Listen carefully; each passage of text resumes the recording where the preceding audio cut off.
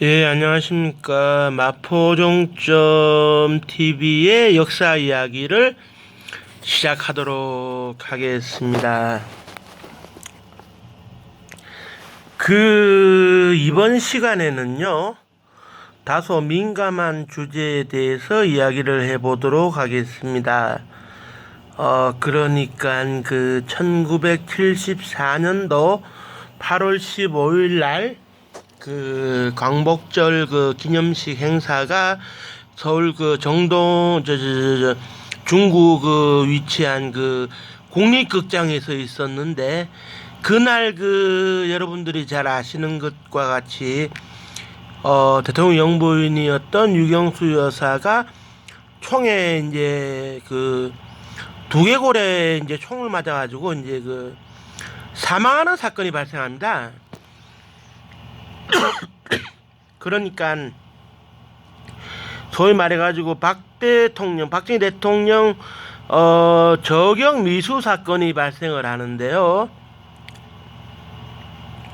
이 사건에 대해 가지고는 드라마 제사공화국에서 다룬 바가 있었고, 그 다음에 이제는 말할 수 있다는 MBC 다큐멘터리에서 2번에 걸쳐서 다뤘고, SBS 그것이 알고 싶다에서도 2번이나 이제 다룬 바가 있는데, 그 사건에 대해 가지고 저는 정답이 있고 없고가 일단은 떠나서 일단 그런 의미에서 좀 얘기를 하려고 합니다. 무슨 얘기냐면은 소위 말해가지고 우리가 알고 있는 문세광이라고 하는 사람, 일본말로 난조상, 문세광이 범인이 아니다라는 전제하에서 방송을 좀 해보려고 합니다. 물론 문세광이가 범인이 아니다라고 하는 것은 그 주장이 이제 허위사실 유포로 이어질 수 있겠으나, 저는 허위사실을 유포하고자 하는 마음은 없고 객관적으로 문세광이가 범인이 아니다 하는 것을 말해보려고 합니다. 쉽게 말씀드리면 현재까지의 범인은 문세광으로 알려져 있고, 문세광이는 1974년도 3심제를 거쳐가지고 대법원 사형 확정 판결이 이루어졌고, 12월 23일이던가요? 동년 12월 23일 날 제가 사형을 당한 걸로 이제 알려져 있고, 그래 이제 시신을 유가족한테 이제 일본에 있는 가족한테 넘겨줄 수가 없다는 정부의 지침 아래 이제 서대문 형무소 뒷산 언덕 쪽에 이제 조용히 묻었다는 그런 얘기가 있는데, 일단은 그렇습니다. 문세광이가 범인이 아니다라고 저는 생각을 하는 입장에서, 그러면은 문세광이가 범인이 아니라면 그럼 누가 범인인 것이냐? 그러면은 이제 범인이 누구냐 하는 것을 이제 말씀드리기에 앞서 가지고, 그러면 일단은 문세광이가 범인이 아니라고 생각을 한다면, 그러면 문세광이가 범인이 아니라면은 증거가 있느냐?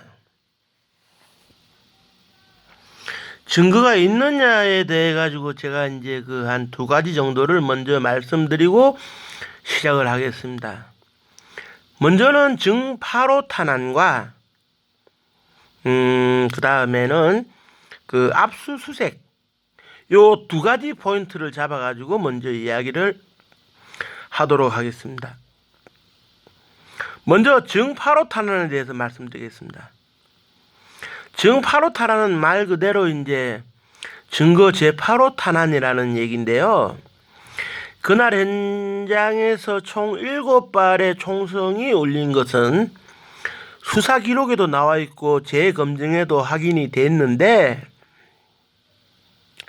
이 증거 제8호 탄환이라고 하는 것은 유경수 여사를 두개골을 관통한 총알이 됩니다. 그래 이제 이 총알의 경우에는 그 탄두를 총알 그 껍데기 탄두를 그때 당시에 7발 모두를 그 박정규 경호실장이 이끌고 있던 경호실에서 대통령 경호실에서 이제 사건 당일 그러니까 이제 그날 그 8월 15일 날 당일 그 자정에 그 국립극장에서 해수를 했어요. 7발의 탄환을. 7발을 빠바방 했으면 탄환이 7개가 남을 텐데 그 탄환 7개를 해수를 했어요. 했는데 그 중에 유경수 여사의 머리 2개골을 관통한 총알을 박종규 경호실장이 이틀 뒤에 중앙정보부에 넘겨줍니다. 넘겨주는데 일단은 곤총 사건에 있어 가지고는 가장 중요한 것이 강선흔이죠. 총알이 총열을 뚫고 나올 때 엄청난 회전을 하면서 긁히는 자국이 발생을 하는 것을 강선흔이라고 하는데, 강선흔은 권총마다 총마다 지문이 강선흔이 달라요. 사람의 대한민국 국민 5,300만 명의 지문이 다르듯이 권총도 강선흔이 다 다른, 그러니까 지문이 다 다르다는 얘기겠죠. 그런데 이제 간단하게 말씀드리면 증거 제8호 탄환에 대해 가지고 가장 중요한 강선흔 검사를 못하게 했어요. 박종규 경호실장이.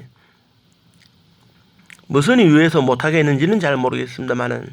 그런데 일단 강선흔 검사를 안 한다라고 하는 것이 문제가 될 수가 있는 것이, 강선흔 검사를 안 하게 되면 이 총알 탄환은 어느 총에서 발사된 총알 탄환인지를 알 수가 없게 되는 겁니다. 즉 다시 말해가지고 이 총알 탄환이 문세광이가 쏜 리볼버 그 총에서 나온 총알인지 알 수가 없게 된다는 것이죠. 그리고 더 넓게 생각한다면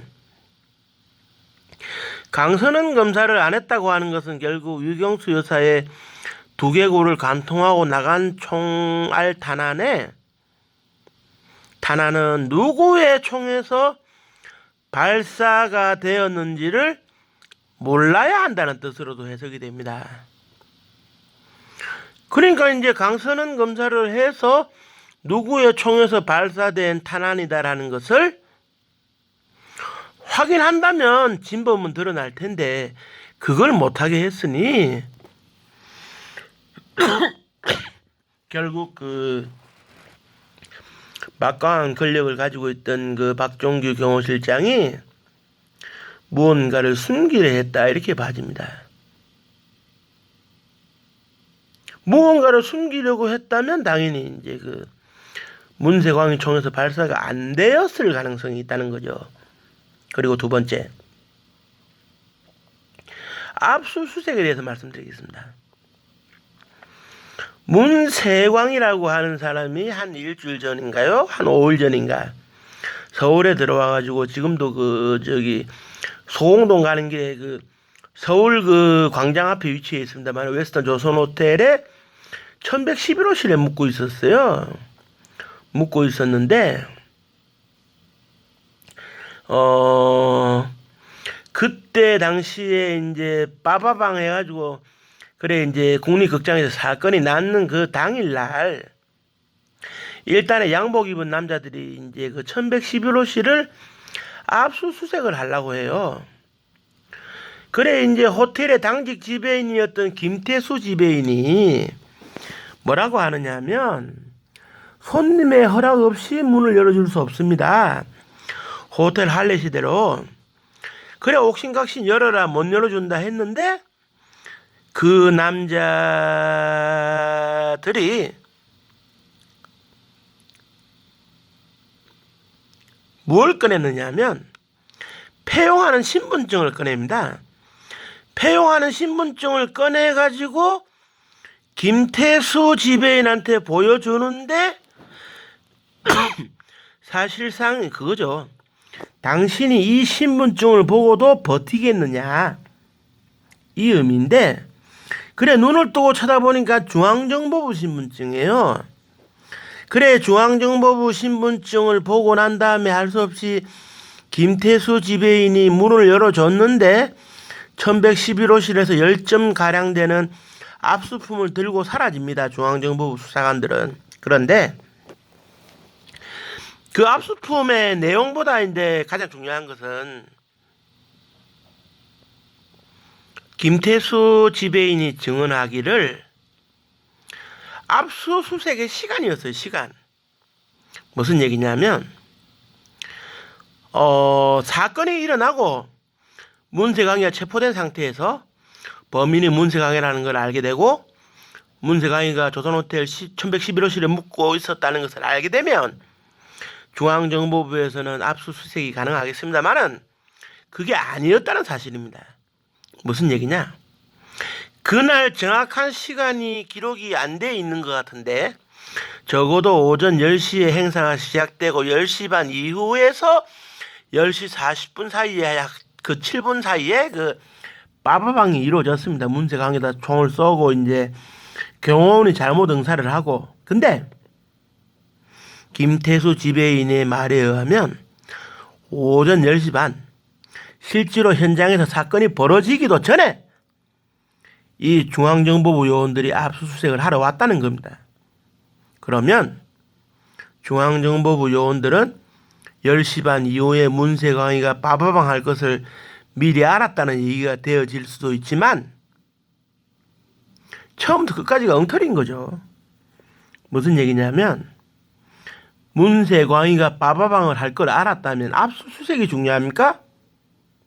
당장 국립극장의 경호팀에 전화를 해서 문세광이가 빠바방을 하려고 한다고 하니 잡아라 이렇게 명령을 내려서 사건이 일어나지 않도록 해야 되는데 사건이 일어나도록 내버려 두고 그 이전에 중앙정보부 요원들은 태연하게 압수수색을 한다?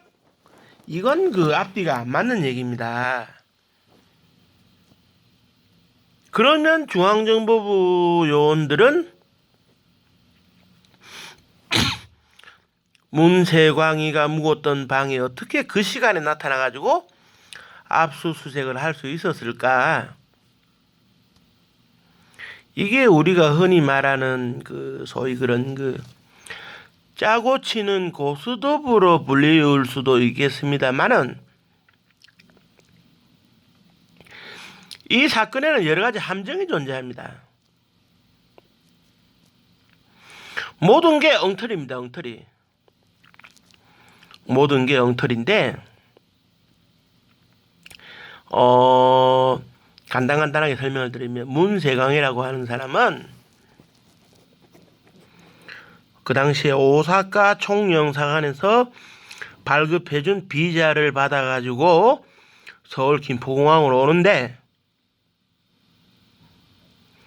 문제는 문세광이라고 하는 사람이 그 당시에 반정부 시위를 많이 해가지고 대한민국 정부에 반하는 시위를 많이 했고 반하는 단체에 있었던 한청이라고 하는 한국청년동맹이라고 하는 데에서 활동을 하다 보니 1등급의 요주의 인물이었어요. 오사카 총영사관의 1등급의 요주의 인물. 그런데 1등급의 요주의 인물이 태연하게 서울로 들어간다는데 어떻게 비자를 내줄 수가 있습니까? 그리고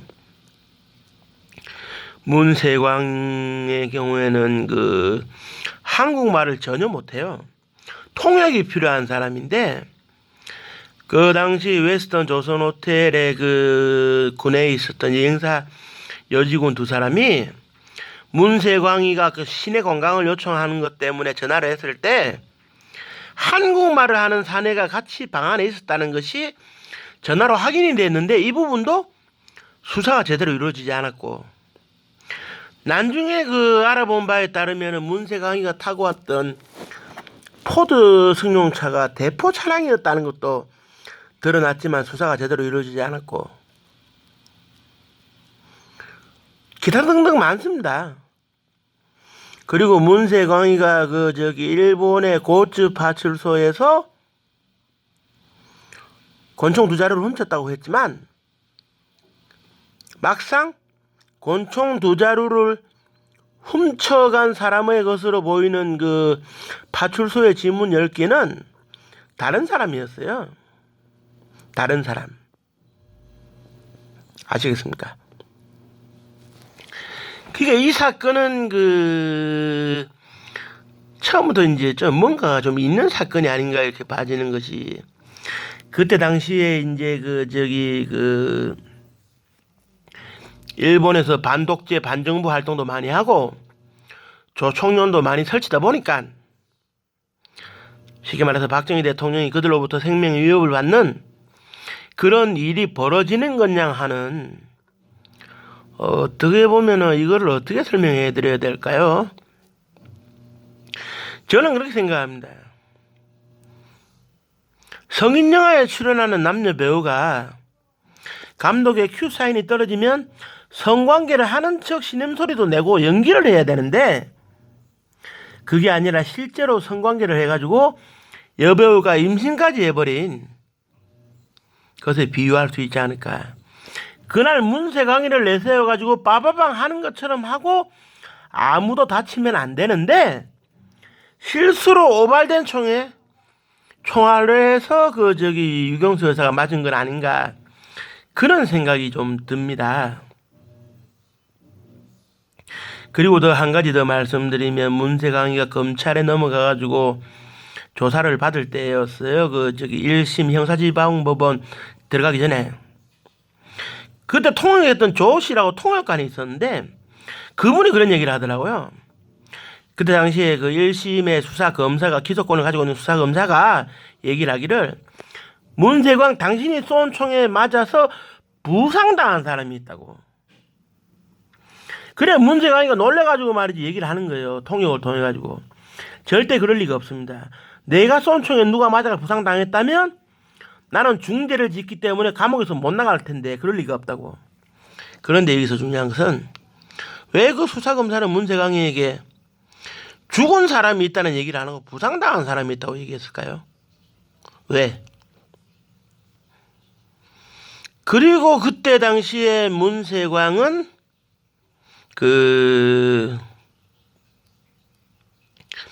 자기가 쏜 총에 누가 맞은 사람이 없다고 확신을 하고 있었던 것 같고,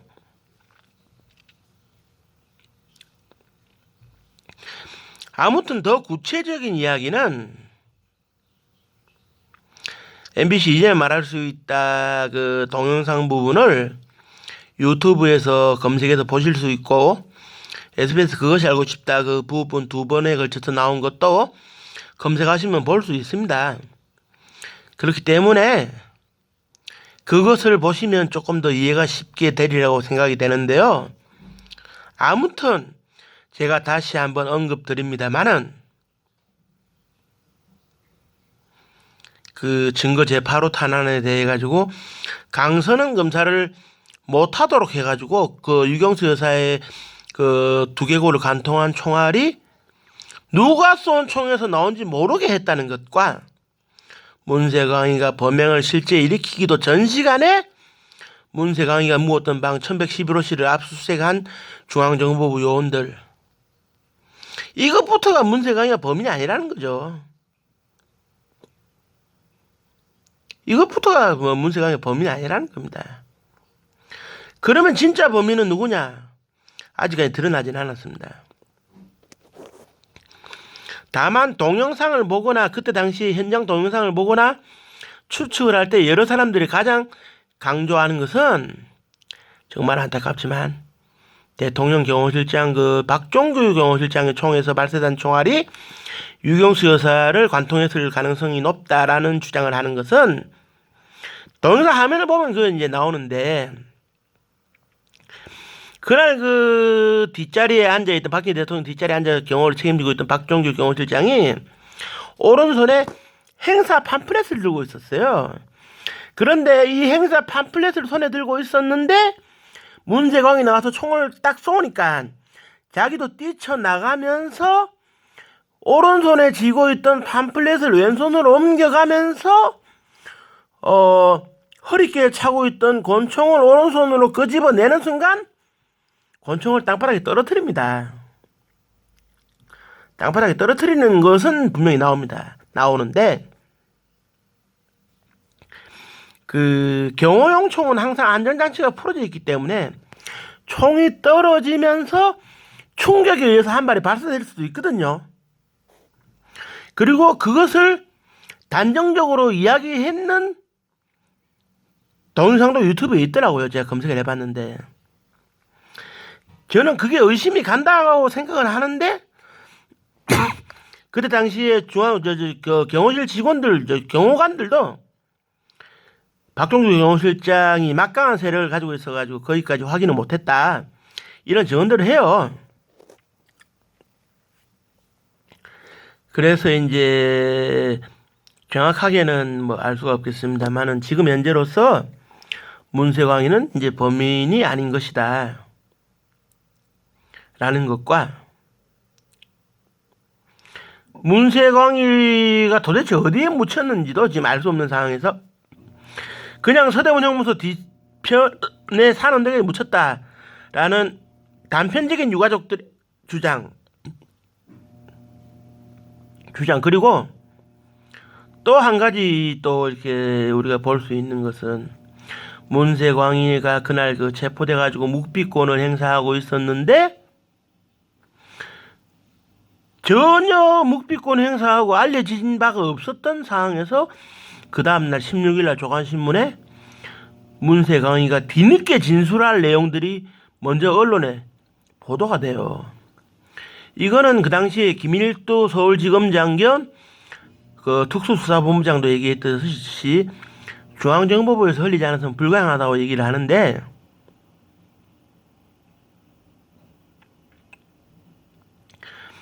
뭔가 대통령 신변을 위협하는 듯한 어떠한 행위가 이루어질 것처럼 하는 그러면서 문세광이는 실제로 사람을 다치게 총을 쏘지는 않는 뭔가 계획되어진 게 아닐까 하는 의심을 지금도 지우지는 못합니다.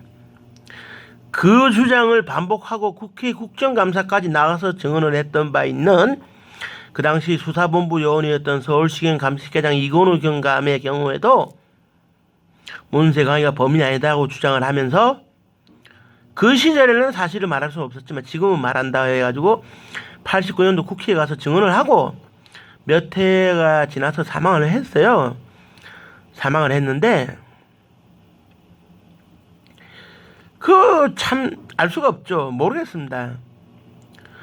유경수 여사의 이제 다시 말씀드리지만 유경수 여사의 두개골을 관통한 그 총알에 강선은 검사만 했으면 누구 총에서 나왔는지 뻔히 아는데 왜 박종규 경호실장은 숨겨야 했는지 강선은 검사를 하지 못하게 했는지 그건 추측으로 볼 때 문세광이의 총에서 발사된 총알이 아니었다라는 것과 어쩌면 자기 총에서 오발된 총알이었을 수 있다는 것을 감추기 위해서일 수 있습니다.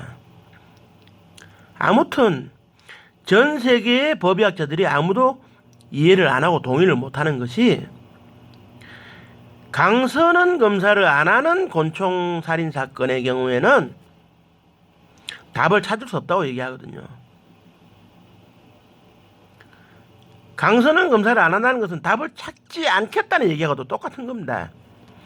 그리고 여기서 말하는 답을 찾지 않겠다라고 하는 것은 범인이 누구인지 모르게 하겠다는 것 같은 겁니다. 다만 문세광이가 현장에서 빠바방을 한 건, 네 발을 쏜 건 사실이기 때문에 범인으로 이제 단정 지어졌고 이렇게 사형까지 당했습니다만은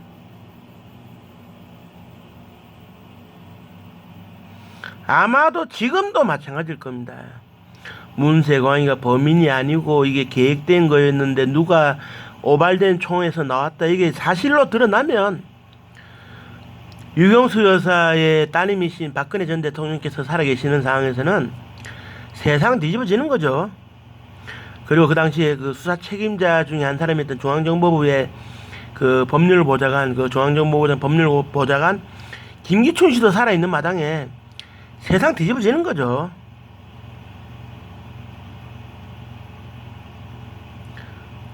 언젠가는 제대로 된 진실을 밝혀야 될 것이다. 저는 그렇게 보고 있고요. 일단 박종규 경호실장이 1985년도에 암을 얻어가 세상을 떠났기 때문에 뭐 더 이상 밝히기 어려운 점도 있기는 하겠습니다만은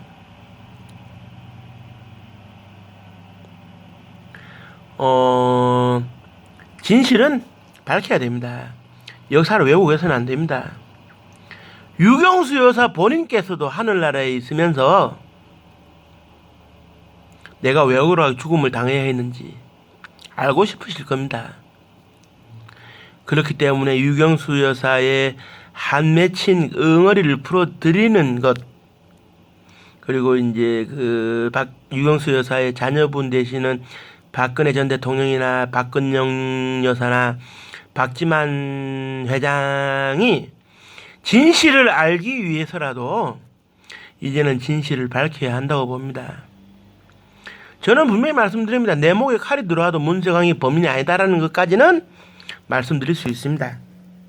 이거는 사람들의 호기심을 자극하기 위해서 제가 말씀드리는 게 아니에요.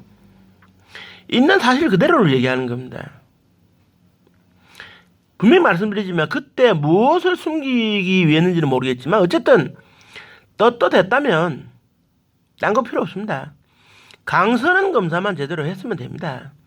유경수 여사의 두개골을 간통한 강선은 검사만 했으면 끝날 일을 왜 안 해가지고 오늘날까지 의혹을 만듭니까? 다큐멘터리에서 4번이나 방송하도록 만듭니까? 세상 사람들이 의혹을 갖도록 만듭니까? 이제라도 진실을 밝혀야 된다고 생각합니다. 어떤 정치적 흑막이 있었는지 밝혀야 된다고 생각합니다. 그래야 다시는 이런 일이 일어나지 않도록 타산지석으로 삼을 수 있을 겁니다. 아시겠죠? 그때의 복잡했던 정치적 상황이나 이런 것들을 감안해가지고 누군가는 살아있는 사람이 진실을 밝혀야 됩니다. 아무 죄 없는 국모가 시해를 당했는데 어정쩡하게 문세광 한 사람의 범행으로 몰아간다는 것은 이거 말이 안 되는 겁니다. 말이 안 되는 거예요.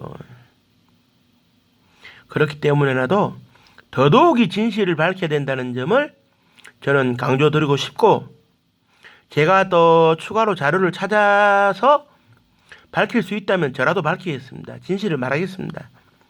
다만 오늘은 문세광이는 결코 범인이 될 수 없다라는 것까지만 말씀을 드리면서 방송을 이만 마치도록 하겠습니다.